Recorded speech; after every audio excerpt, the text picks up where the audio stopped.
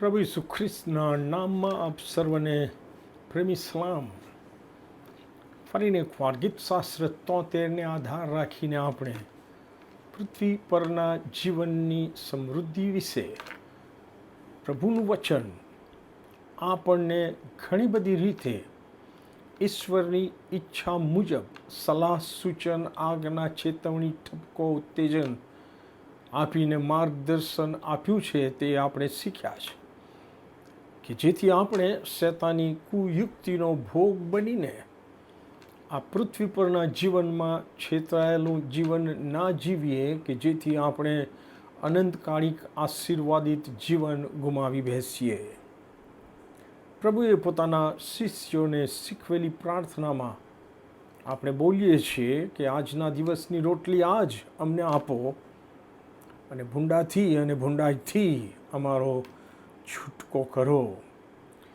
તમે જો નીતિવચન 30 અને 7-9 લેખકે જે અદ્ભુત અને ઈશ્વરના મહિમા કેન્દ્રિત પ્રાર્થના કરી છે, પૃથ્વી ઉપરના જીવનના અનુસંધાનમાં, સમૃદ્ધિના અનુસંધાનમાં,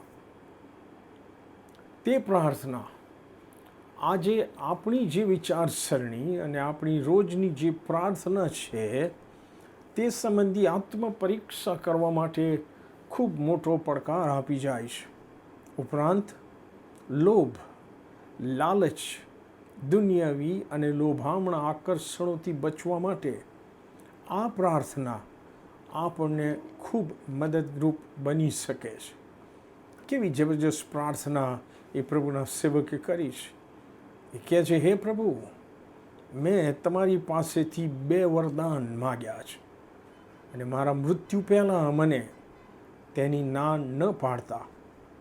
તે કે વ્યર્થતા તથા જૂઠ મારાથી દૂર કરો. હું વ્યર્થ બાબતોમાં ફસાવ નહીં, હું જૂઠ બાબતોમાં ફસાવ નહીં, અને એ રીતે હું પોતે છેતરાવ નહીં. એ એની પ્રાર્થના છે. અને પછી એણે જે 2 રિક્વેસ્ટ કરી એ આ પ્રમાણે છે: મને દરિદ્રતા ના આપો, મને ગરીબાઈ ના આપો, તેમજ દ્રવ્ય પણ ના આપો. મારે માટે અગત્યનું હોય તેટલા અન્નથી મારું પોષણ કરો. મારી જરૂરિયાત પ્રભુ તમે પૂરી કરો. મારી ઈચ્છા, મારી લાલચ, લોભ પ્રમાણે નહીં. કેમ રખેને હું ચલકાઈ જાઉં અને તમારો નકાર કરીને કહું કે યહોવા કોણ છે, અથવા રખેને હું દરિદ્રી ગરીબ થઈને ચોરી કરું અને મારા ઈશ્વરના નામની નિંદા કરાવું. વાલાઓ, આવો આ પ્રાર્થનાને આપણે આપણી રોજની પ્રાર્થના બનાવીએ અને આપણી વિચારસરણી અને આપણા જીવનને ઈશ્વરના મહિમાના માટે ઘડીએ અને જીવીએ. Amen. God bless you all. Praise the Lord. Amen.